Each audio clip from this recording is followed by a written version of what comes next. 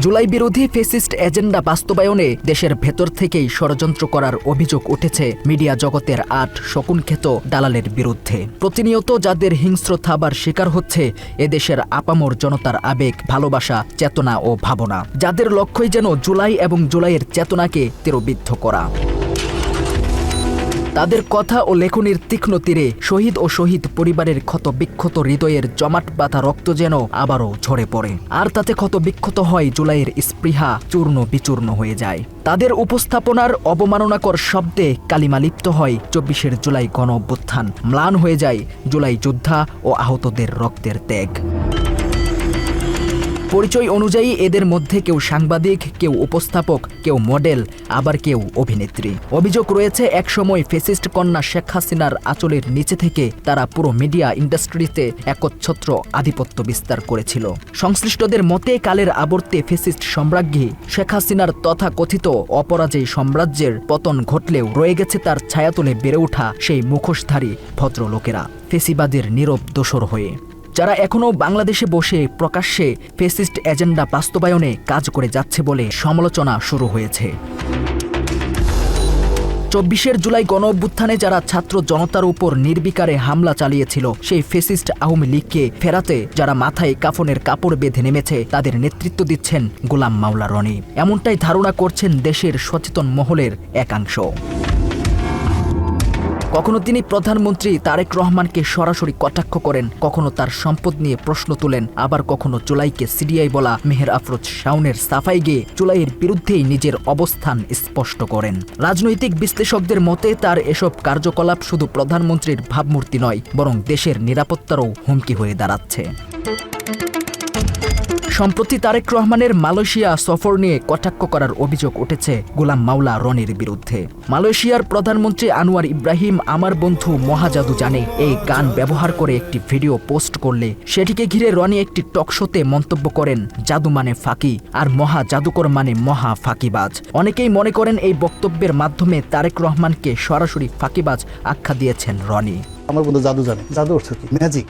জাদু মানে ফাঁকি দেওয়া। আমার বন্ধু মহা জাদুকর মানে মহা ফাঁকিবাজ। আপনি বুঝতে পারছেন গল্পটা? এছাড়াও গোলাম মাওলা রনি তারেক রহমানের মালয়েশিয়ার সেই সফরকে নেতিবাচকভাবে তুলে ধরে টকশোতে বলেন, তারেক রহমান মালয়েশিয়ায় গেছে, কোনো কিছু তো হলোই না, উল্টো তাকে আদর করে যত্ন করে গান বেঁধে এই কথা বলে দিল যে বাংলাদেশের যেসব শ্রমিককে মালয়েশিয়া নেবে দেশে সেসব শ্রমিকদের নির্যাতন করা হচ্ছে।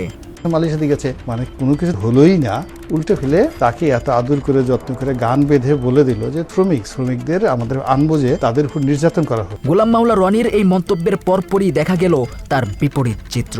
দীর্ঘদিন পর বাংলাদেশিদের জন্য খুলে দেওয়া হয়েছে মালয়েশিয়ার শ্রমবাজার। গত ৭ জুলাই দুপুরে সিলেট সার্কিট হাউসে একটি সংবাদ সম্মেলনে প্রবাসী কল্যাণ মন্ত্রী আরিফুল হক চৌধুরী এই ঘোষণা দেন। তিনি বলেন, প্রধানমন্ত্রী তারেক রহমানের সাম্প্রতিক মালয়েশিয়া সফরের পর বাংলাদেশি কর্মীদের জন্য আবারও উন্মুক্ত হয়েছে মালয়েশিয়ার শ্রমবাজার। মালয়েশিয়া ইজ ওপেন, আমি বলছিলাম না জুলাইতে ওপেন, as soon as এখন মিডল ইস্ট সব জায়গায় আমাদের শ্রমবাজার খুলে যাবে, ইনশাআল্লাহ খুলে গেছে অলরেডি। এদিকে সমালোচনা রয়েছে জুলাইকে সিডিআই বলা মেহের আফরোজ শাওনের পক্ষপাতিত্ব করার চেষ্টাতেও কোনো কমতি রাখেননি গোলাম মাওলা রনি। তিনি শাওনের কথাকে স্বাভাবিক বলে উড়িয়ে দেওয়ার চেষ্টা করেন। রনি বলেন, জুলাইয়ের সঙ্গে শাওনের সিডিআই শব্দটি ব্যবহার নতুন কোনো শব্দ নয়, বহু মানুষ অহরহ গত ১-১.৫ বছর ধরে এসব কথা বলে আসছে। জুলাইয়ের সঙ্গে যখন সিডিআই শব্দটি শাওন ব্যবহার করলেন, এটা নতুন কোনো শব্দ নয়, বহু মানুষ অহরহ গত ১-১.৫ বছর ধরে এই কথাগুলো বলছে। অপরদিকে টেলিভিশনের এক টকশো অনুষ্ঠানে যোগ দিয়ে অকাট্য ভাষায় গালিগালাজ করতেও দেখা গেছে রনিকে। কারো বার্ষিক আয়ের বিষয় তুলে ধরে হিসাব ঠিক নেই এমন যুক্তিতে তাকে থাপড়ানোর কথা বলেন গোলাম মাওলা। তার কথার সূত্র ধরে অনেকেরই দাবি প্রধানমন্ত্রী তারেক রহমানকে উদ্দেশ্য করে আক্রমণাত্মক কথা বলেছেন রনি। ওটা তো প্রথমে চাপকানো উচিত, আচ্ছা মতো পিঠ লাল করে দেওয়া উচিত, পিটিয়ে যে তুমি যে বাড়িটাতে থাকো ওটার ভাড়াই তো মাসে ১০ লাখ টাকা, তুমি টাকা পাবো। এছাড়া এর আগে তিনি তারেক রহমানকে শিশু মুক্তিযোদ্ধা বলে নেটিজেনদের সমালোচনার মুখে পড়েছেন। এক ভিডিওতে দেখা যায় শিশু মুক্তিযোদ্ধার তকমা দিয়ে বিদ্রুপ করেন রনি। তার এই বক্তব্য তারেক রহমানকে নিয়ে বিদ্রুপ বলেই ধারণা নেটিজেনদের। আমি নিজের চোখে দেখেছি রহমান সাহেব ওই ৭ বছর বয়সে ১০০ জন তরুণদেরকে নিয়ে সেই কাঠের তলোয়ারি নিয়ে সে যুদ্ধ করতে গেছে এবং ৪টা রাজাকার মেরে ফেলছে। এই অবস্থায় রাজনৈতিক বিশ্লেষকদের একাংশ বলছে আওয়ামী লীগের সঙ্গে রনির রয়েছে গভীর যোগসূত্র। কেননা যে কোনো সময় শেখ হাসিনা ফিরে আসতে পারেন এমন মন্তব্য করতে প্রায়ই দেখা যায় রনিকে।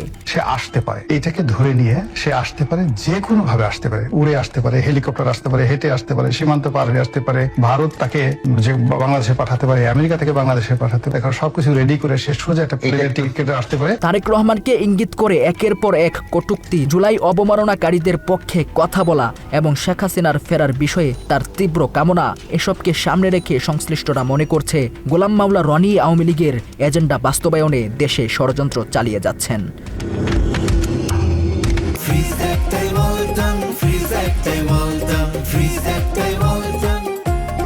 অন্যদিকে বিশ্লেষকদের মতে ফেসিবাদের এজেন্ডা বাস্তবায়নে যারা নাম লিখিয়েছেন তাদের মধ্যে অন্যতম মেহের আফরোজ শাওন। সম্প্রতি সামাজিক যোগাযোগ মাধ্যমে তার একটি পোস্টকে কেন্দ্র করে রাজনৈতিক অঙ্গন থেকে শুরু করে সর্বমহলে তীব্র প্রতিক্রিয়া সৃষ্টি হয়। সামাজিক যোগাযোগ মাধ্যমে জুলাই সিডিআই হ্যাশট্যাগ ব্যবহার করা ওই পোস্ট মুহূর্তেই ভাইরাল হয় এবং সমালোচনার ঝড় তোলে। উনি যে শব্দটা ইউজ করছে এই শব্দটার মাধ্যমে জুলাইকে খুবই তুচ্ছ করা হয়েছে। তার একটা দৃষ্টান্তমূলক শাস্তি দরকার, যেহেতু জুলাই আন্দোলনের মাধ্যমে যে দেশটা এই অবস্থায় আসছে বা দেশের স্থিতিশীলতা ফেরত আসছে, ফ্যাসিস্ট সরকার দূর হয়েছে, তো এই ক্ষেত্রে উনি যে এই কথাটা বলছে এই কথাটা তার সাথে যায় না, এর একটা দৃষ্টান্তমূলক শাস্তি দরকার। তীব্র সমালোচনার মুখে পড়েও অনুশোচনা না করে মেহের আফরোজ শাওন জুলাই গণঅভ্যুত্থানকে ডিজাইন বলে মন্তব্য করেন।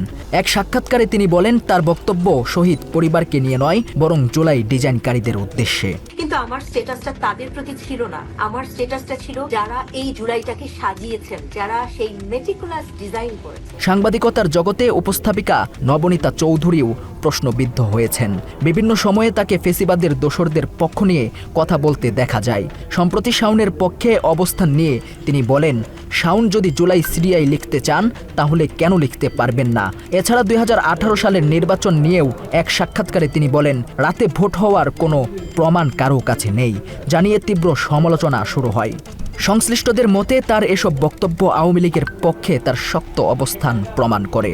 তার ফেসবুকে যদি তার লিখতে ইচ্ছা করে জুলাই সিডিআই, তিনি কেন জুলাই সিডিআই লিখতে পারবেন না? এক শাওনের মুখ বন্ধ করবেন, কয় হাজার শাওনের মুখ চেপে ধরবেন। এই যে ভোটটা পড়েছিল, রাতে যে ভোটটা পড়েছিল কোন সাংবাদিকের কাছে তার কোনো প্রমাণ নাই। একইভাবে সাংবাদিক মঞ্জুরুল আলম পান্নাও একাধিকবার বিতর্কের জন্ম দিয়েছেন। সন্ত্রাস বিরোধী আইনে 2025 সালে তার গ্রেপ্তারের ঘটনাও আলোচনার জন্ম দেয়। সম্প্রতি একটি টকশোতে তাকে কোটা আন্দোলন নিয়ে প্রশ্ন তুলতে দেখা যায়, যেখানে তিনি বলেন মুক্তিযুদ্ধের কোটা থাকলে সমস্যা, অথচ এখন সব জায়গায় কোটা আছে।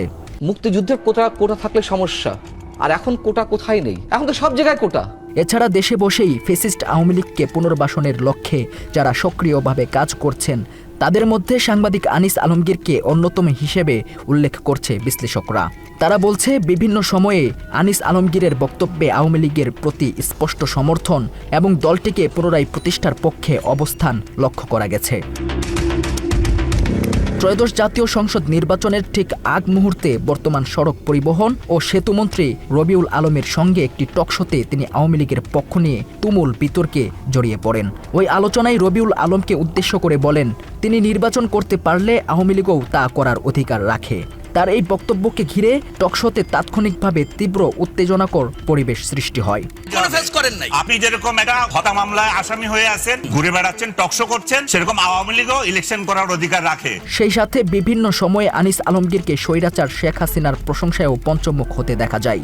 এক আলোচনা অনুষ্ঠানে তিনি বলেন, শেখ হাসিনাকে যারা কাছ থেকে দেখেনি তারা জানে না যে কোনো বিষয়ে তার অসাধারণ কথা বলার দক্ষতা রয়েছে। যে শেখ হাসিনা অন্তত কথা বল, প্রধানমন্ত্রী হিসাবে ওনাকে যে কোনো কোশ্চেন করা যেত। শেখ হাসিনার এই যে গুণ এবং তথ্য নিয়ে থাকতেন উনি, শেখ হাসিনাকে যারা কাছ থেকে দেখে নাই, তার সংবাদ সম্মেলনে যায় নাই, তারা জানেন উনি যে কোনো বিষয়ে কথা বলার মতো দক্ষতা ওনার ছিল। পাশাপাশি 2013 সালের 5 মে শাপলা চত্বরে হেফাজতের সমাবেশে আইন শৃঙ্খলা বাহিনীর অভিযান নিয়েও তিনি সমর্থনসূচক বক্তব্য দেন। সাবেক আইনজীবী বেনজির আহমেদের নেতৃত্বে পরিচালিত ওই অভিযানের প্রসঙ্গে তিনি বলেন, শাপলা চত্বরে যে সমাবেশ ছিল সেটিকে ছত্রভঙ্গ করার জন্য যে অভিযান চালানো হয়েছিল তা সচেতন নাগরিক সমাজের অনেকেই প্রশংসা করে, কারণ সেদিন যদি তাদের সরানো না যেত তাহলে ঢাকা শহরে বড় ধরনের তছনছ হতে পারত। শাপলা চত্বরে যে সমাবেশ ছিল, সেই সমাবেশকে ছত্রভঙ্গ করার জন্য যে অভিযান চালিয়েছিল, সেটা সচেতন নাগরিক সমাজ অনেকে প্রশংসা করেছিল।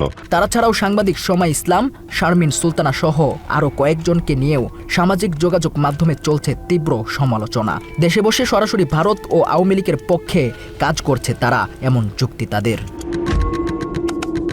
সব মিলিয়ে সংশ্লিষ্টদের মতে মিডিয়ার একটি অংশ এখনও ফ্যাসিস্ট এজেন্ডা বাস্তবায়নে সক্রিয়। তাদের বক্তব্য, উপস্থাপনা ও লেখনী সবকিছুই যেন আওয়ামী লীগের অবস্থানকেই প্রভাবিত করে, যেখানে ফ্যাসিবাদের পক্ষপাতিত্ব এবং জুলুমকে শক্তিশালী করার অপচেষ্টা স্পষ্ট হয়ে উঠছে।